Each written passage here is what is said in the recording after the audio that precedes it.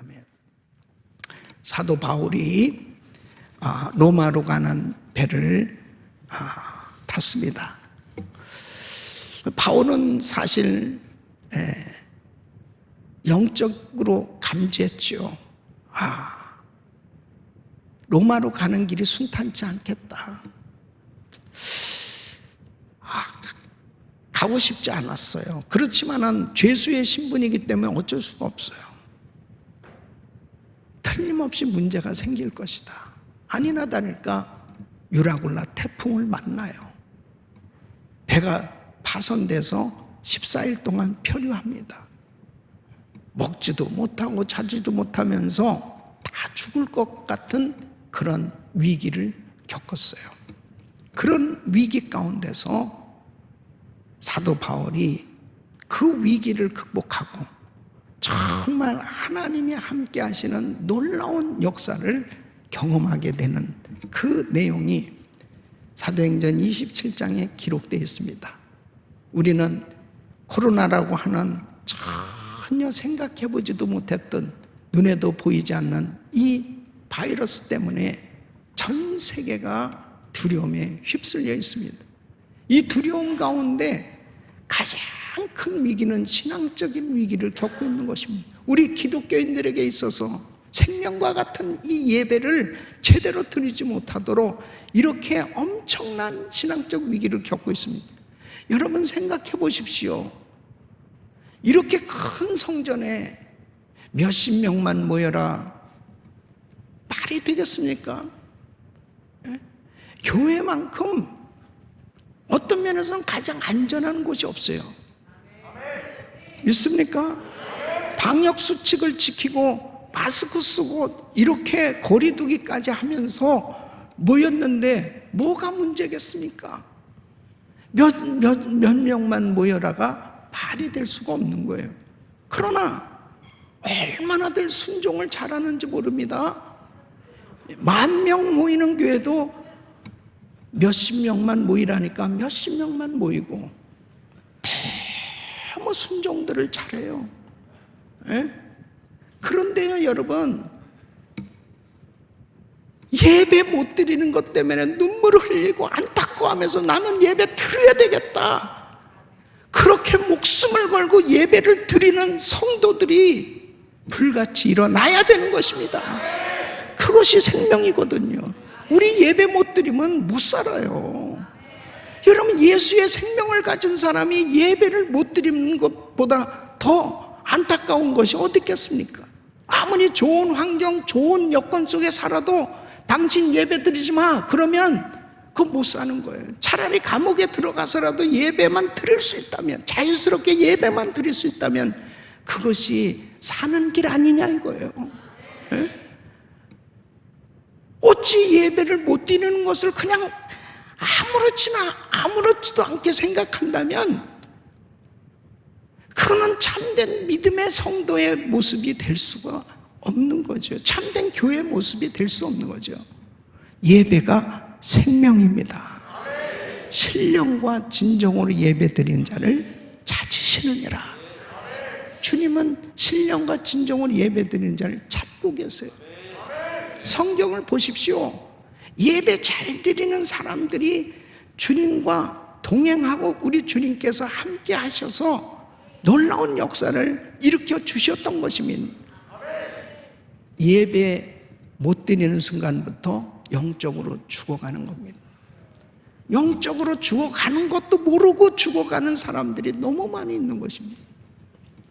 여러분, 예배 이제 코로나 팬데믹으로 인해서 모든 환경이 다 변화되기 시작했는데 그 중에 한 가지가 뭐냐면 온라인 예배가 정상적으로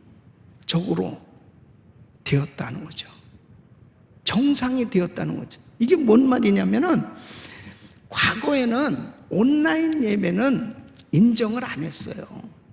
다 현장에 와서 모여서 예배를 드리고 특별한 어떤 경우에 생방송으로 그렇게 어쩔 수 없이 그렇게 예배를 드렸지, 두세 사람이 내 이름을 모인 곳에 나도 그들 중에 있느니라.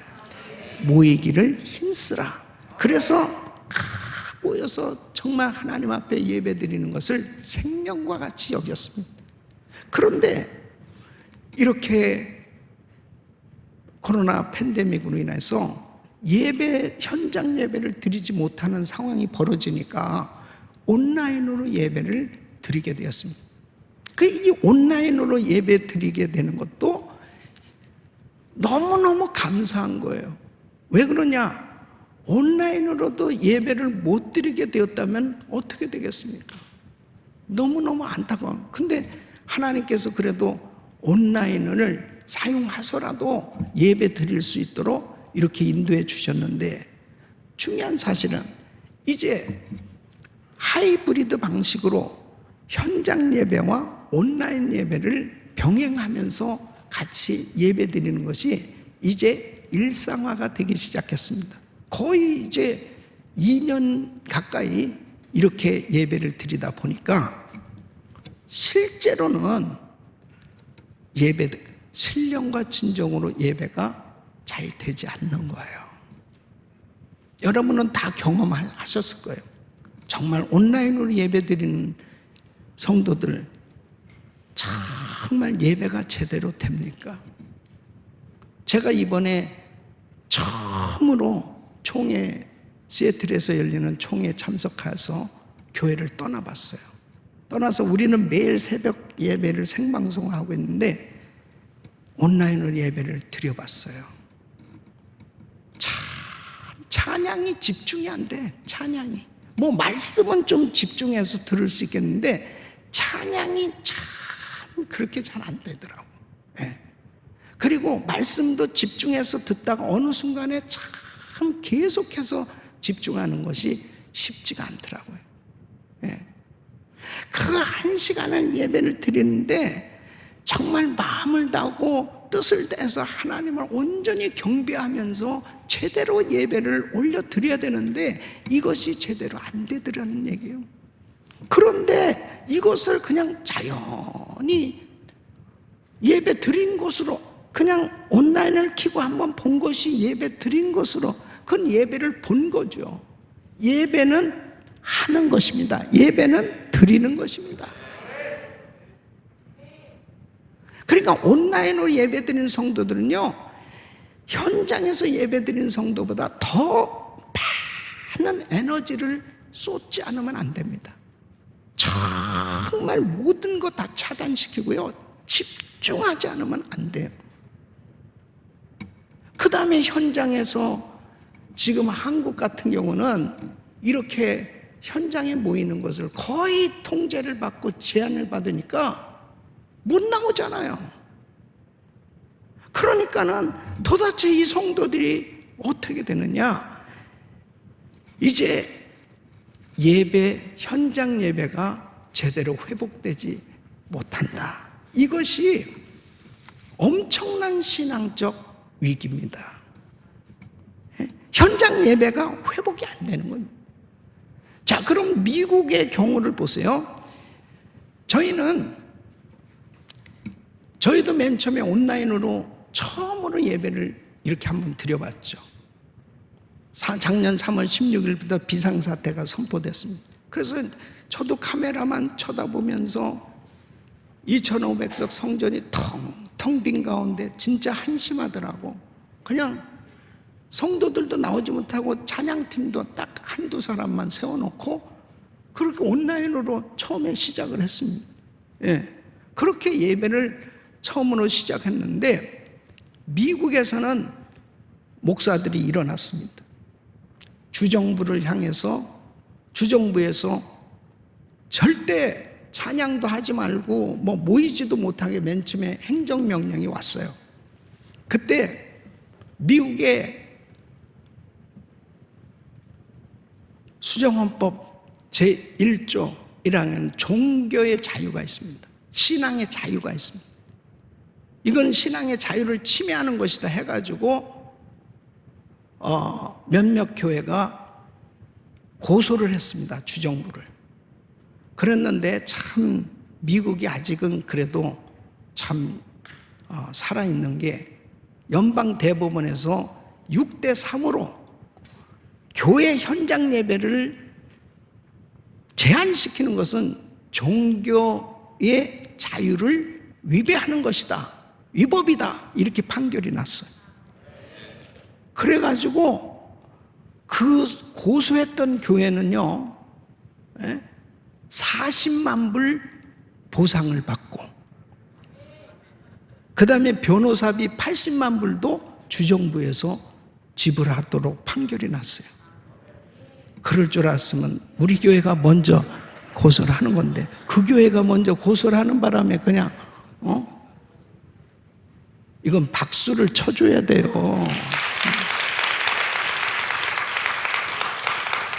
그 이후에 모든 교회들이 힘을 얻어서 다 오픈을 한 겁니다, 교회가. 그래서 다 나와라. 지금은 미국 교회 가운데 뭐 제한식구 이런 거 하나도 없습니다. 다 누구든지 다 올 수 있게 했어요. 다 올 수 있도록. 그런데 문제는요, 다 오라고 그러는데 안 와. 에? 다 오라고 그러는데 안 온대. 이제 지금 한국교회가 자, 곧 위드 코로나 시대를 선언하고, 자, 이제 어느 정도 방역수 지키면서 다 나올 수 있습니다. 그래도 현장 예배가 과연 회복될 수 있을까? 두 가지 부분이 있는 거예요. 한 가지는 온라인 예배 드리다 보니까 너무 편안한 거예요. 그냥 교회 안 가도 되나 보다. 과거에는요, 현장에 안 가면 큰일 나는 줄 알았어.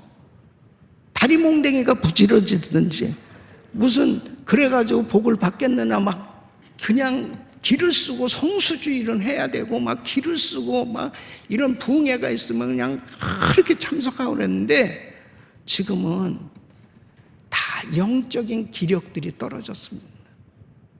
예. 그래가지고 현장에 안 나오는 거예요. 예. 이래저래서. 그래서 실제로 보면 우리 교회도 다 오픈을 했습니다. 그러나 현장 예배 과거같이 뭐 다른 교회보다는 많이 나오고 있지만은 그래도 제 마음은 안타까워요. 여러분, 한 사람도 중요한 거 아니에요? 목사님에게 있어서는 한 사람도 중요한 겁니다. 1년 8개월 동안 얼굴을 한 번도 보지 못한 사람들이 얼마나 많은지 압니까? 교회를 안 나오니까. 아유, 목사님, 저는 목사님을 항상 뵙고 있습니다. 온라인으로 뵙고 있어요. 그 교회를 나와야지. 교회를. 이 신앙적 위기가 온 거예요. 이건 엄청난 도전입니다. 한국교회가 정말 큰 부흥을 이뤘고, 한국교회가 큰 부흥을 이루면서 한국의 놀라운 경제성장과 이렇게 엄청난 세계 강대국이 되어질 수 있도록 하나님께서 복을 주신 것은 대한민국 교회에 현장 예배의 부흥이 있었기 때문입니다. 하나님이 함께 하셔서 복을 주셨기 때문이에요. 그러므로 이 코로나 시대에 가장 큰 위기가, 신앙적 위기가 예배 위기예요. 예. 예배가 회복돼야 됩니다. 예배가 다시 세워져야 됩니다. 예수마을교회 이렇게 아름다운 성전을 건축하기까지 정말 치열한 영적 전투를 벌이며 십자가를 세우고 주님의 얼굴을 그려놓고 정말 이렇게 최상의 모든 음향 시스템과 모든 것들을 다 갖추고 성도들이 마음껏 예배 드릴 수 있도록, 오늘 제가 여기 의자에 앉아보니까 얼마나 편안한지, 의자.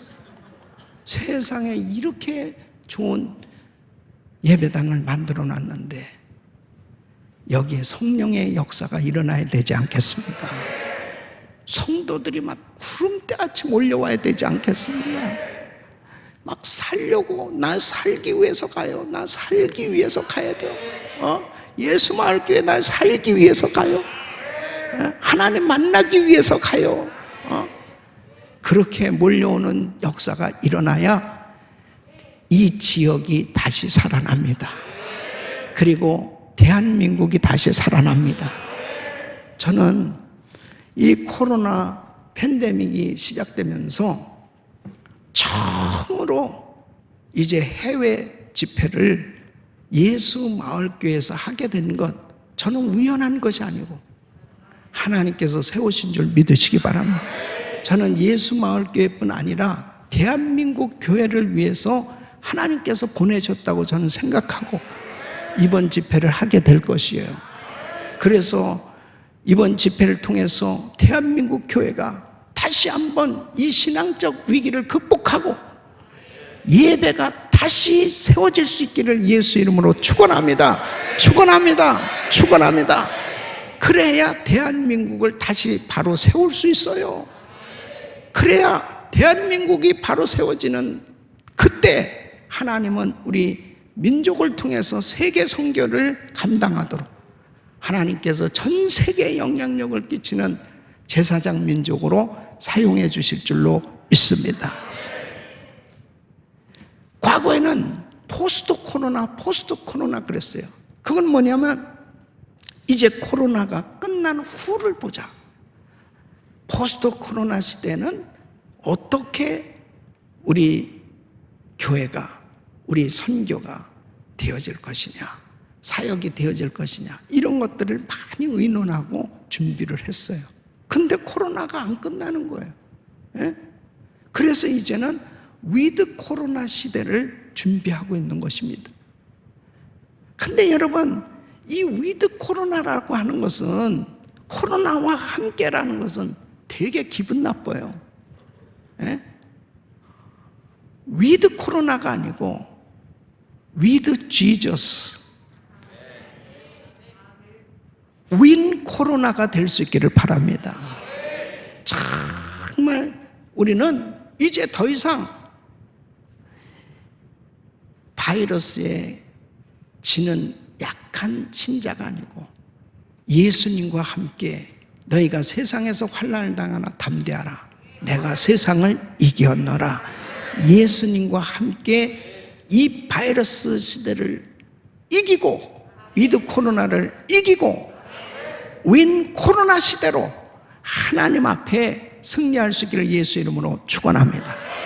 자, 그러면 이 사도 바울이 다 죽을 것 같은 이런 위기를 만났는데 어떻게 이 신앙적 위기를 극복했는가?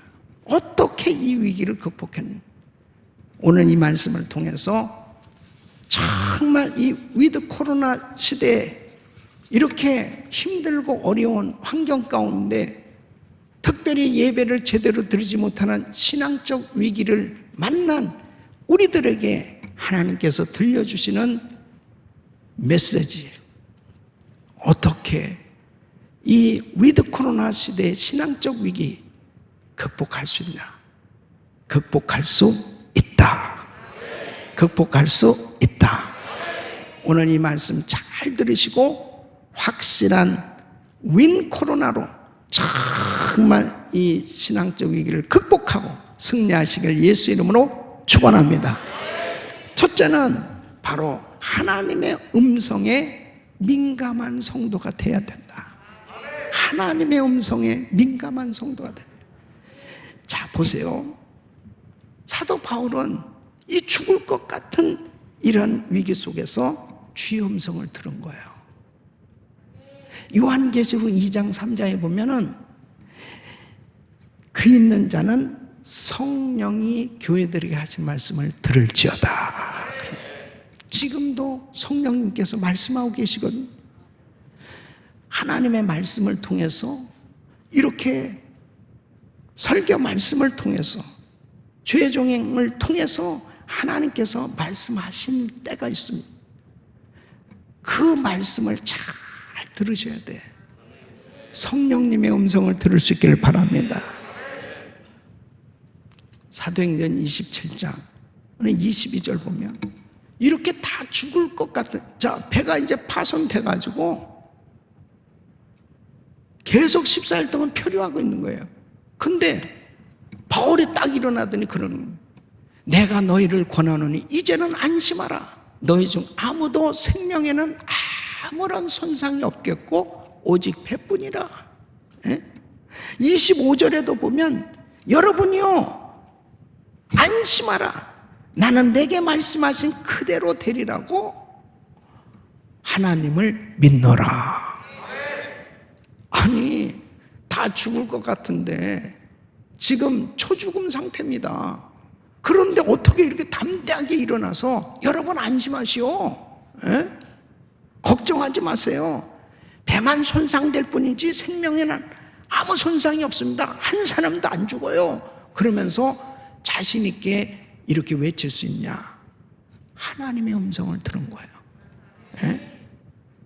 23절에 보면은 그랬습니다. 23절 내가 속한 바 내가 곧 내가 섬기는 하나님의 사자가 어젯밤에 내 곁에 서서 말하되 바울아 두려워하지 말라. 내가 가이사 앞에 서야겠고 가이사 앞에 너 로마에 가야 돼. 가이사 왕 앞에 서야 돼. 하나님께서 너와 함께 항해하는 자를 다 내게 주셨다. 너 걱정하지 말라. 너 로마 왕 앞에 서야 되는 사명이 있어. 너 안 죽어. 하나님께서 말씀을 주신 거예요. 이 코로나 시대는요 주의 음성을 들어야 돼요. 주의 음성을 듣는 성도들이 돼야 됩니다. 사람 소리 듣고 사탄의 소리 들으면 다 망하는 거예요. 이렇게 세상이 어수선할 때는 하나님의 음성에 귀를 기울여야 됩니다. 그래서 이번 집회가 그렇게 중요한 거예요. 하나님의 음성을 들어야 됩니다. 주님이 우리 가정에 뭐라고 말씀하십니까? 주님이 우리에게 뭐라고 말씀하십니까? 지금 바울처럼 이렇게 죽을 것 같은 위기를 겪고 있는 성도가 있다면, 다 끝장난 것 같은 모든 것 이제 다 잃어버리고 어떤 면에서는 생명이 꺼져가는 것 같은 그런 위기 가운데 있는 성도가 계시다면 오늘 주의 음성을 들으십시오. 주님은 우리에게 지금도 말씀하고 계신 거예요. 자, 열왕기상 18장 1절에 보면 엘리야가 아방 앞에 나간 거예요. 아방 앞에. 그 당시에 아방 앞에 나가면요, 잡히면은 감옥에 갈 수도 있고 죽을 수도 있어. 근데 아방 앞에 딱 나갔어. 당당히 나가가지고 바알과 아세라 선지자를 갈멜산에 부르시오. 부르세요. 나는 하나님을 믿는 사람 대표로 나가겠습니다. 이야, 아니 어떻게 그렇게 담대하게 아방 앞에 나가서 큰 소리 칠 수 있습니까? 열왕기상 18장 1절에 주의 음성을 들었다니까. 열왕기상 18장 1절 많은 날이 지나고 제3년에 여호와의 말씀이 엘리야에게 임하여 이르시되 너는 가서 아합에게 보이라. 내가 비를 지면에 내리리라. 3년 6개월 동안 비가 오지 않았었거든요. 3년 6개월 동안 비가 오지 않았으니까 기가 막히잖아요. 이런 상황 가운데 하나님께서 비를 내리시겠다는, 비를 주시겠다는 이 약속을 누구한테 들려주세요? 엘리야에게 들려줍니다. 그러니까 우리 믿는 성도들은 남이 듣지 못한 주의 음성 듣고 남이 보지 못한 정말 하나님이 보여주시는 계시를 볼 수 있어야 돼요. 이게 구별된 삶이에요. 똑같이 우리가 세상에서 장사도 하고 똑같이 같이 살고 있지만 예수 믿는 사람은 다른 점이 이거예요. 세상 사람들은 세상 소리 듣고 살지만 하나님의 사람들은 세상에 살고 있으면서 하나님의 음성을 듣는 거야. 그러니까 배가 파선이 돼서 표류하면서 막 다 죽을 것 같은 이런 속에서 다른 사람들은 이제 어떻게 해야 되나, 이거 큰일 났다, 다 죽을 것 같은 그런 상황 속에 있는데, 바울은 담대한 거예요. 여러분 안심하시오. 예. 여러분 걱정하지 마세요. 두려워하지 마세요. 어떻게 그렇게 담대할 수 있냐? 주님의 약속을 받았기 때문에. 이번 집회 주의 음성 들으세요. 삽니다. 다시 세워질 것입니다. 회복될 것입니다. 하나님이 만져주시면 되는 거죠. 저희 교회가 성전을 건축하고 난 다음에 극심한 재정난을 맞았습니다. 그때 세계적인 불황이었어요. 세계적인 불황을 통과해서 성전 건축한 것도 기적이었지만은 성전 건축 후에 더 엄청난 이제 재정의 어려움을 겪게 됐습니다. 저희는 선교하는 교회이기 때문에 58개국에 340여 명의 선교사님들을, 또 16군데 신학교가 있죠. 그러니까 엄청난 사역들을, 더군다나 교회가 그때 당시에 막 경제적인 그 불황이니까 성도들도 막 그 직업을 잃기도 하고 또 가게 문을 닫기도 하고, 그러니까 막 다 구조조정되고 막 이런 상황인데, 선교지는 계속 사역은 늘어가죠. 그것이 사명이니까 계속 선교도 해야 되죠. 교회는 우리는 전기세만 해도 한 달에 5만 불이에요. 그러니까 이 큰 그 교회 건물과 사역들 해나가는 게 보통 일이 아닙니다. 근데 그때 우리 교회에서 남가주 지역 영적 대각성 집회를 하고 있었습니다. 우리 교회당을 빌려서 이제 전체적으로 같이 집회를 하는데, 그런 마음에 감동이 오는 거예요. 왜 부흥회가 그냥 3박 4일로 그냥 끝날까? 이것이 그냥 형식적이고 항상 그냥 행사같이 끝나는 게 너무 아쉽다는 생각이 막 드는 거예요. 진짜 부흥회가 된다면 막 사람들이 부흥회 끝나고 나서도 그냥 계속 교회로 몰려와서 기도를 하고 계속 집회가 막 돼야 되지 않을까, 막 이런, 희한하게 그때는 그런 감동이 계속 오는 거예요. 근데 그냥 집회가 끝나버렸습니다. 그 집회 끝나는데 이렇게 끝나면 안 되는데, 그날따라 막 저는 목사이지만은 더 사모하는 마음을 가지고 하나님 우리 지역에 부흥을 주세요.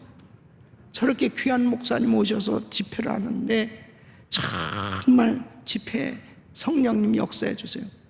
그때 그 윤석전 목사님 오셔서 집회를 했는데, 이분이 그렇게 그냥 기도를 많이 하신. 그래서 정말 집회가 그냥 3박 4일로 끝나지 말고 그렇게 해달라고 기도를 했는데 그냥 끝났어요. 그 너무 아쉬워. 그 계속 기도를 하는데 하나님께서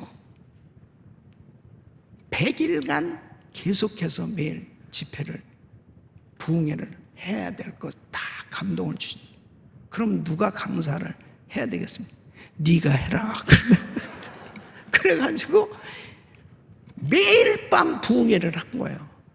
월화수목 금토주일, 월화수목 금토주일을 100일을 연속해서 집회를 하는데요, 성령님이 역사를 하는데 매일 밤 1000여 명 이상씩 계속 모이는 거예요. 계속 불같이. 그러면서 기도 제목을 내고, 기도 제목 흰 종이로 내고, 응답받은 것은 파란 종이로 내고, 그러면서 성령님이 강력하게 역사를 하니, 매일같이 강단에 올라온 성도들 안수 기도를 해주는데 한 3일 정도 지나니까 아주 그냥 허리가 끊어지는 것 같고 너무 아파서 금요일만 내가 안수하고 이제 안 한다는데, 이렇게 말씀 전하고 기도 인도하다 보면 성령이 충만해져가지고 어느 날 보면 또 안수를 또 하고 있는 거예요. 그게 99일까지 해서 99일. 그 99일 집회를 마치고 안수까지 다 하고 딱 무릎을 꿇었는데 주의 음성이 들려오는 거예요. 사랑하는 종아, 내가 내 양떼를 사랑하는 줄 알았도다. 내가 내 기도를 응답해 줄 것이며 내 건강을 책임져 주리라. 와, 진짜 이 음성을 듣는 얼마나 감격스러운. 첫날부터 그 음성을 들려주시지. 99일 하나님께서 은혜를 주시는데, 교회가 막 사례비도 밀리고 막 재정난이 이랬는데 영적으로 확 그냥 부흥이 오기 시작하니까요. 영혼이 잘됨 같이 범사가 잘되고 강건케 된 역사님. 그 우리 장학일 목사님을 강사로 모셔서 집회를 하는데 목사님이 말씀을 전하시는데 누가복음 그 16장에서 불의한 청지기에 대한 그 비유 말씀을 하시면서, 근데 그 본문에 보면 그렇게 돼 있잖아요. 주인의 것을 맡은 청지기가 주인의 것을 허비하는지라. 허비한 것, 그 하나님의 것을 낭비한 것은 그것은 잘못이란 말이에요. 그래서 결국 다 빼앗긴. 그러니까 왜 사람들이 11조 생활을 하고 그렇게 헌금 생활도 잘하는데 왜 맨날 그렇게 어렵게 살아야 되고 힘들게 사느냐? 하나님의 것을 낭비하기 때문이다. 그리고 저축을 해야 된다. 그런 부분을 쫙 말씀하는데 그 말씀이 주의 음성으로 싹 들려오는 거예요. 저는 항상 이렇게 생각했죠. 우리는 선교하는 교회니까 들어오면 다 쓰고 이렇게 하는. 근데 교회가 맨날 어려운 거야. 맨날 모자라는 거야. 그래서 우리 교회도 낭비하는 것이 뭐 없을까? 그래서 전부 다시 조사를 했어요. 그랬더니 낭비하는 게 너무 많더라고. 화장실에 휴지부터 시작해서 너무 사람들이 낭비하는 게 많아요. 그런 것들을 다 철저히 이거 하나님의 거기 때문에 소중하게 여기고 다 그렇게 하기 시작했는데 주님께서 은혜를 주셔서요 모아지기 시작하는 거예요. 그리고 다 빚을 갚기 시작하고. 하나님이 역사하신 줄 믿으시기 바랍니다. 우리 주님께 영광이 왔어. 할렐루야. 저는 말씀을 받을 때 주의 음성이 들려오는 것이 그게 응답이다. 주님이 이번에도 틀림없이 말씀을 주실 거예요. 각자에게 주신 말씀 가운데 그 말씀을 레마로 받으면 그 말씀이 주의 음성으로 들려올 때 여러분 삶 가운데 그 위기를 극복할 수 있도록 하나님께서 책임져 주실 줄로 믿습니다. 보세요. 바울이 어떻게 주의 음성을 들을 수 있었습니까? 기도하는 종이었기 때문입니다. 바울은 성령 안에서 무시로 기도하고 쉬지 말고 기도하고 계속 바울은 늘 기도하는 사람이었습니다. 감옥에 갇혀서도 기도했고 어떤 상황 속에도 기도했고 선교지 가서도 새벽에 기도하러 다니고 다 기도했습니다. 여러분, 기도하는 사람이 주의 음성을 들을 수 있습니다. 기도가 회복되길 바랍니다. 기도문이 열려지길 바랍니다. 기도줄 잡기를 바랍니다. 기도에 은혜가 있어야 됩니다. 그래서 영적인 사람들은 다 어떻게 하면 기도 좀 더 할까? 기도에 욕심이 있어야 됩니다. 여러분, 성전은 만민이 기도하는 집이라고 그랬습니다. 이 성전의 기도의 향으로 가득 채워지시길 축원합니다.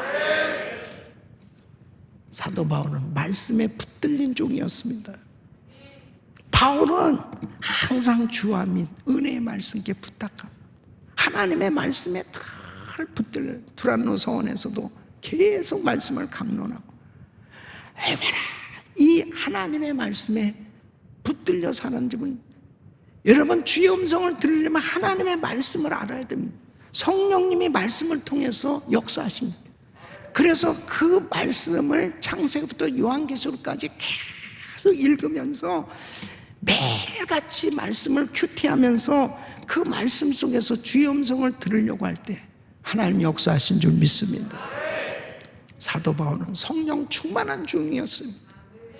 그래서 에베소서 5장 18절은 술 취하지 말라, 이는 방탕한 것이 오직 성령의 충만을 받으라. 이번 집회에 성령 충만 받으시길 축원합니다. 축원합니다. 성령 충만 받아야 돼요. 성령에 사로잡혀 살아야 돼요. 성령께 붙들리면 성령의 음성을 들을 수가 있습니다. 육신적으로 사는 사람은 육신의 소리밖에 못 들어요. 그러니까 답답한 겁니다. 이번 집회 성령 충만 받으시길 바랍니다. 영안이 열려지길 바랍니다. 영의 귀가 열려지길 바랍니다. 영의 마음이 열려지길 바랍니다. 하나님의 음성이 들려질지어다. 하나님의 음성에 민감해야 됩니다.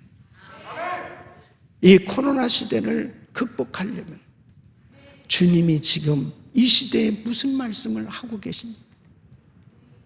그래서 교회마다 참 선지자적인 그런 메시지를 증거하는 하나님의 종들이 정말 필요한 때예요. 예? 양식이 없어서 주림이 아니요, 물이 없어서 가람이 아니요, 여호와의 말씀을 듣지 못한 기갈이라. 하나님의 음성이 들려져야 된단 말이에요. 주님이 지금도 말씀하고 계신데 다 예배가 죽어가고 있잖아요. 너무 안타까운 거예요. 지금 주님이 말씀하시는 것은 성도들이 깨어서 하나님 앞에 기도하고 주의 음성을 들으면 살아나는 역사가 일어난다는 겁니다. 성령님께 민감해야 됩니다. 지금 얼마나 많은 뉴스 홍수 시대예요. 지구촌 모든 뉴스들은 전부 부정적인 소리로 꽉 차 있지 않습니까? 생명의 말씀을 들을 수 있는 이 시간이 얼마나 복된 시간입니까? 주의 음성 한 번만 들으면 살아난다니까. 예? 사도 바울 보세요. 다 죽게 됐는데 사도 바울 한 사람이 이렇게 주의 음성 들으니까요, 276명 그 안에 있는 모든 사람 다 살렸어요. 오늘 이번 집회를 통해서 여러분들이 주의 음성 들으시고 여러분 집안을 살리시길 바라고, 교회를 살리시길 바라고, 이 나라를 살릴 수 있기를 바랍니다.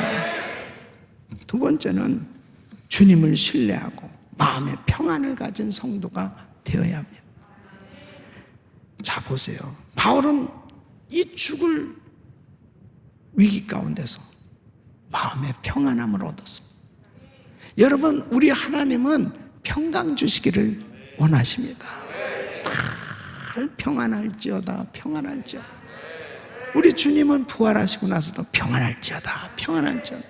샬롬, 평강의 하나님. 그래서 다 평강 주시길 원하십니다. 여러분, 마음의 평안함이 있어야 주의 음성을 들을 수 있어요. 마음에 근심이 있어 보세요.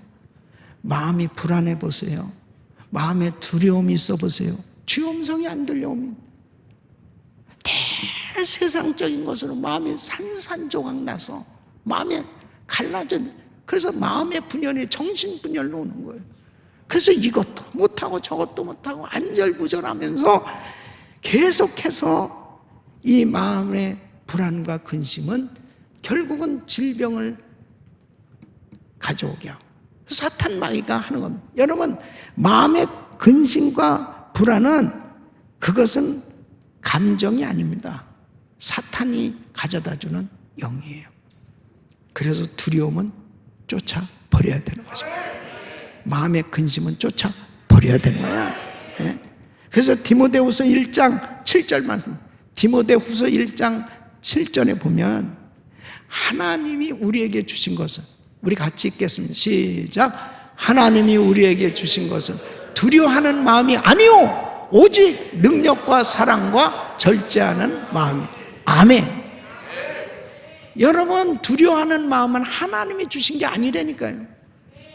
하나님이 주신 게 아니면 누가 줬어? 사탄이 쫓아버려야죠. 두려움 쫓아버려야죠. 바이러스가 두려움을 가져다 준 게 아닙니다. 사탄이 가져다 준 거예요. 두려움을 쫓아버려야 됩니다. 그냥 코로나로 두려움이 꽉 찼어요. 이 나라에 그냥 두려움이 꽉 차버렸어요. 여러분, 미국에 들어오면요, 사실 미국은 별천지 같이 그냥 공항에서부터 자유합니다. 그냥 이야, 나는 대한민국에 딱 도착했는데, 대한민국에서 미국에서 여기까지 오는데 진짜 멀고도 험한, PCR 테스트, 코로나 테스트하고 또 그 다음에 여기 와서도 또 테스트하고, 그 다음에 또 6.15에 또 테스트를 하고, 그 다음에 또 갈 때까지 테스트. 아주 코를 하도 쑤셔가지고 그냥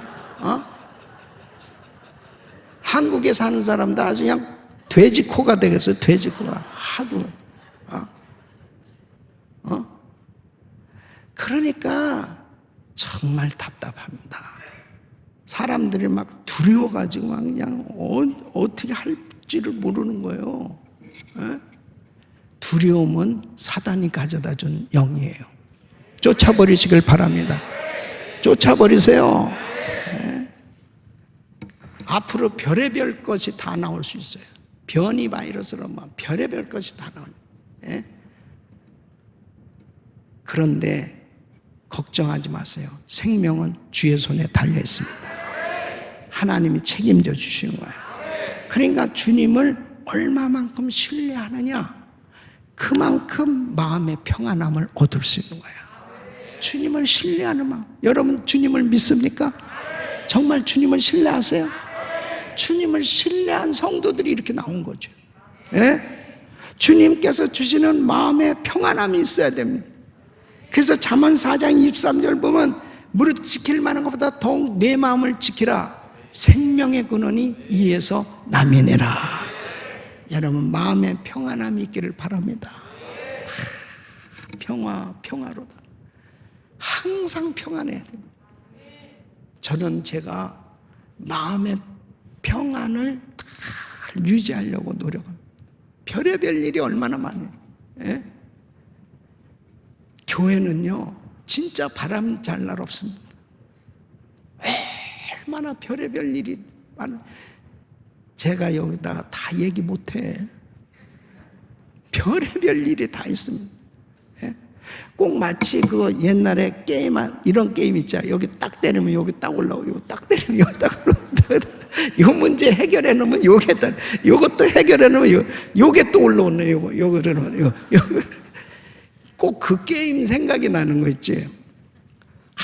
이 성도가 어려워서 또 해결하면 저 성도가 다 바람 잘 날이 없는 거예요. 그런데 여러분, 주를 의지하면은 평안할 수 있는 거예요. 하나님께서 역사하시기 때문에. 그러니까 보세요. 사도행전 27장 34절로 36절에 보면, 자, 바울이 이렇게 얘기합니다. 34절에 보면, 바울이 음식을 먹으라 고나니 이것이 너희 구원을 위하는 것이요 너희 중 머리털럭 하나라도 잃을 자가 없느니라 하고, 떡을 가져다가 모든 사람 앞에서 하나님께 축사하고 떼어 먹기를 시작하며 저희도 다 안심하고 받아 먹으니. 그러니까 참 놀랍잖아요.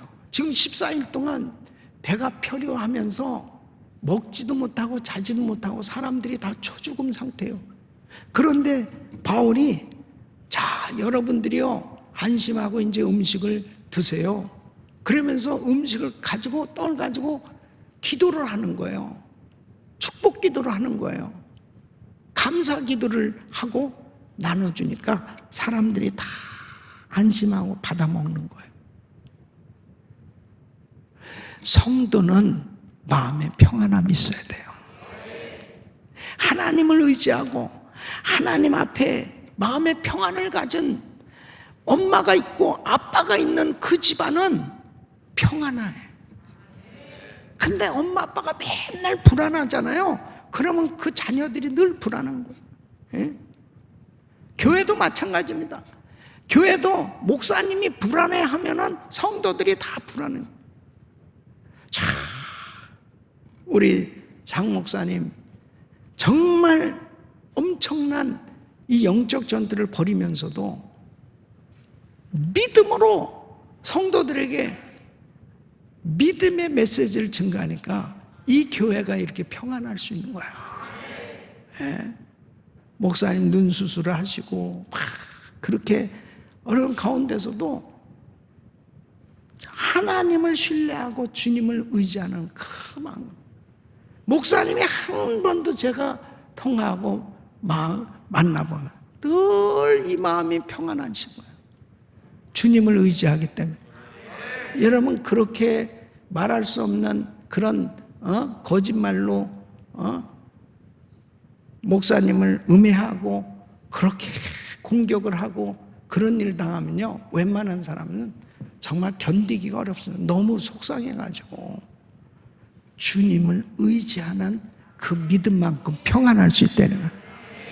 그래서 하나님이 목사님을 붙들고 쓰시는 거예요.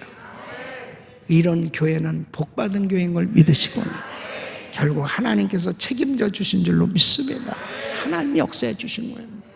주를 의지하는 만큼 평안함을 얻을 수 있어요. 저는 작년 이제 3월 16일부터 미국이 이 코로나 팬데믹으로 비상사태를 선포했습니다. 그래서 교회 다 폐쇄 그리고 온라인으로 예배를 드리면서 시작이 됐는데 2주간을 특별 새벽 기도회를 했습니다. 2주간. 이 코로나 종식을 위해서. 그 2주간 하면 될 거라고 생각했지. 근데 안 끝났어요. 그래서 100일을 선포했습니다. 100일. 100일 특별 새벽 기도. 우리는 그냥 기도로 정면 돌파하니까, 나는 그냥 기도로 그냥 승부를 거르니까, 왜냐면 하나님이 해주셔야 되는 거 아니에요. 네. 그래가지고 100일을 막 기도를 했는데 코로나가 더 기승을 부리면서 미국이 세계 1위야. 이게 안 끝나는 거예요. 그래 1000번째 그 기도를 했거든요. 그래서 4월 달까지. 그러면 자, 오케이. 내년 4월이 우리 1000번째 끝나는 날이니까 그때까지 연장. 그래가지고 금년 4월까지 이제 1000번째 기도를 했는데 그래도 안 끝나네. 그때 이제 우리 박순애 전사님을 초청해가지고 1000번째 2차 1000번째 종료 기념 붕성회를 가졌습니다. 그래서 박순애 전사님도 믿음으로 참 내가 지금도 감사해요. 다들 강사들이 다 못 오는 때였어요. 예. 또 미국이 막 코로나 아주 성지같이 그렇게 거예요. 너무 많은 확진자들이 나오는데 교회 할 수, 저는 그냥 이렇게 믿음으로 그 부흥회를 열었다니까요. 예. 막 신문에도 내고 막 박순애 전사님 특별 부흥 집회 해가지고 막 올 사람 다 와라 막 해가지고 그래 했다고요. 그런데 믿음으로 정말 뜨거운 집회가 됐죠. 그래가지고 집회 끝나고 3차 1000번째. 그 다음 날부터 또 지금 가고 있어요. 지금 2024년에 끝나. 우리는 계속 하는 겁니다. 그냥 끝날 때까지 하는 거지. 기도는 응답 받을 때까지 하는 거예요. 기도는 그냥 뭐 적당히가 아니고. 근데요, 중요한 것이 있어요. 코로나는 안 끝났지만은 우리는 코로나를 이길 수 있는 믿음을 갖게 됐어요. 그러면서 주님께서 주시는 이 평안함이 있어요. 그래서 우리 교인들이 마스크도 쓰고 다 그러면 방역 수칙을 지키면서 교회 나오면서도 정말 교인들이 평안함이, 그냥 교회 오면 안 가려고 그러고 그렇게 막 다시 이 기쁨이 회복되고 있습니다. 사랑하는 성도 여러분, 불안함을 예수 이름으로 물리치시길 바랍니다. 두려움을 예수 이름으로 쫓아내길 바랍니다. 그래서 주님을 의지해야 돼요. 주님을 의지하시길 바랍니다. 주님을 신뢰하시길 바랍니다.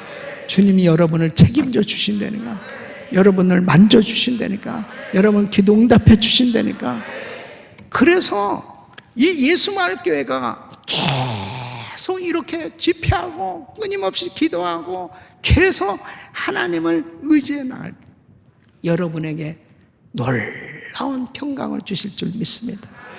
이번 집회에 참여하는 성도들마다 두려움이 다 떠나가고 하나님이 주시는 참 평안함으로 충만할 줄 믿습니다. 하나님께서 주시는 그 평안함이 임할 때 주의 음성이 들려오는 거예요. 하나님께서 여러분에게 말씀을 주실 줄 믿습니다. 세 번째는 서로 협력할 수 있는 팀 사역을 하는 성도가 되어야 하는 것입니다. 자, 보세요. 바울은 파손된 위기 가운데서도 이 팀 사역을 강조하는 걸 볼 수 있습니다. 자, 31절 말씀을 보면 이렇습니다. 사도행전 27장 31절, 바울이 백부장과 군인들에게 이르되 이 사람들이 배에 있지 아니하면 너희가 구원을 얻지 못하라. 지금 뭐냐면요, 이 사공들이 막 도망가려고 그러는 거야. 도망가려고. 이 사공 도망가면 큰일 나거든. 예? 지금 이제는 또 죄수들이 도망갈까봐 이 죄수들 죽이자고 막 그런단 말이에요. 그러니까 바울이 사공들 도망가지 않고 죄수들 죽이지 않도록 하면서 이 백부장, 군사, 사공, 이 죄수들까지 잘 팀 사역을 하도록 해서 결국 276명이 다 구원함을 받도록 인도하는 걸 볼 수 있습니다. 혼자서 잘하는 것도 중요하지만 서로 팀 사역을 할 때 하나님께서 어려움을 극복할 수 있게 해주시는 줄 믿습니다. 팀 사역을 하나님은 참 기뻐하세요. 팀 사역. 그래서 성부 하나님, 성자 예수님, 성령 하나님, 삼일체 하나님이 창조 사역과 구원 사역을 이루어 주셨던 것처럼 바로 우리 주님은 교회 팀 사역을 통해서 놀라운 일을 이루고 계신 겁니다. 특별히 이 팬데믹으로 정말 힘들고 어려울수록 팀 사역이 얼마나 중요한지 모릅니다. 저는 이렇게 우리 찬양팀, 방송팀 너무너무 감사하게 생각해요. 예? 우리는 이 작년 3월 16일부터 매일같이 생방송으로 새벽 집회를 하고 있거든요. 그러니까 보통 일이 아닙니다. 이 찬양팀들이 매일 새벽에 나와야죠. 이 방송팀들이 매일 새벽부터 거의 새벽 3시 반 매일같이 나와가지고 그것을 목사님도 매일같이 하는 것도 쉬운 것도 아니지만은 우리 이 팀들이 있으니까 만일 제가 가서 이 마이크도 켜고 그 다음에 또 하다가 또 와서 설교도 하고 이거 며칠이나 하겠잖아. 근데 이렇게 찬양팀, 음향팀 다들 같이, 더군다나 내가 예수마을교회 정말 이번에 와보니까 너무너무 감격스러워요. 이렇게 예배가 진행될 수 있다는 게 얼마나 감사해요. 우리 이 예배팀들 위해서 박수 한번 해주세요. 너무너무 감사해요. 할렐루야. 내일 새벽에도 꼭 나올 거지? 너무 감사해요. 이게 팀 사역입니다. 이게 팀 사역. 그래서 출애굽기 17장에 보면은 아말렉과의 전투가 있을 때 바울이 손이 올라갔을 때 아론과 훌이 옆에서 잡아줬어요. 그 손이 올라갔을 때 이스라엘이 이기고 손이 내려갔을 때 아말렉이 이겼다고 그랬어요. 그러니까 모세도 손이 피곤하니까 팔에 힘이 없이 내려오게 됐다고 얘기하잖아요. 그러니까 결국 아론과 훌이 잡아줬다는 것은 팀 사역입니다. 그러니까 여호와 니시, 영영한 승리가 이루어진 건 그 공동체가 다 살았어요. 그 공동체가. 이 코로나 팬데믹 가운데 저희 교회에서 하는 것은 행복 나눔을 하기 시작했습니다. 제가 기도하는데 딱 그런 감동이 왔습니다. 우리 성도들 가운데 어려운 성도들이 많이 있겠다. 예. 그래서 우리 각 그룹의 리더들한테 제가 100불씩을 다 나눠줬습니다. 100불. 그걸 가지고 100불을 가지고 한번 그 그룹에서 사역을 한번 해보라고. 예. 그렇습니다. 그랬더니 이제 그 100불을 가지고 이제 사역을 하려니까 그 그룹장이 나도 100불을 헌금하겠다. 또 어떤 분은 나는 1000불을 헌금하겠다. 막 그래가지고 그 100불이 막 10,000불이 되고 그 다음에 그걸 가지고 또 음식을 사기도 하고 뭐 쌀을 사기도 하고 그 다음에 뭐 여러 가지를 사서 그 그룹에 어려운 분들을 정말 이렇게 나눠주기 시작합니다. 근데 이게 끊어지지를 않는 거예요. 계속. 이제는 선교지로 넘어가가지고요. 선교지에까지 막 계속 나눠주는 역사가 일어나기 시작합니다. 행복 나눔이 계속되고 있습니다. 그러면서 이상하게 이렇게 팬데믹 가운데 사람들이 막 어렵잖아요. 어려워지면 손이 막 이렇게 웅크러들잖아요. 근데 이제는 나누는 것이 일상이 되기 시작했습니다. 막 서로 좋은 거 있으면 막 나누기 시작하면, 예? 우리 그룹에서 막 힘든 성도 있으면 그냥 다 도와주기 시작하는, 막 같이 도와주는, 어떤 분은 렌트비까지 내주고 막 다 도와주기 시작하는, 그러면서 오히려 더 행복을 나누기 시작하고 있습니다. 이게 팀 사역이에요. 거기에 속한 게 너무 행복한 거예요. 요즘 뭐 나누는 것이 그냥 일상이 돼가지고 뭐 좀 도와줍시다 그러면 그냥 쫙 돕기 시작하는 거예요. 사랑하는 성도 여러분, 이렇게 위기일수록 우리가 조금씩 나누기 시작하잖아요. 오병의 역사가 일어날 줄로 믿습니다. 하나님께서 여러분을 사랑하셔서 이번 집회를 통해서 다시 세워주실 것입니다. 회복시켜 주실 것입니다. 서로 협력해 보세요. 이번에도 보니까 목사님이 막 치열한 영적 전투를 벌이면서 얼마나 외로우시겠어요. 얼마나 정말 힘든 그런 시간. 저는 제가 오랫동안 목사님을 이렇게 저희 교회도 몇 번 모셔보고 또 가까이 지내시고 또 이 모든 사역들을 이렇게 보면서 참 이 예수마을교회는 정말 이 지역에 꼭 세워져야 될 교회입니다. 여기 신당동이 점집들이 많고 영적으로 너무 안 좋았던 그런 곳에 이렇게 복음화를 위해서 참 이런 사역을 이룬다는 것은 이건 엄청난 영적 전투인데 딱 영적으로 강한 교회일수록 마귀도 강하게 달라붙거든요. 예, 시시하게 달라붙지 않.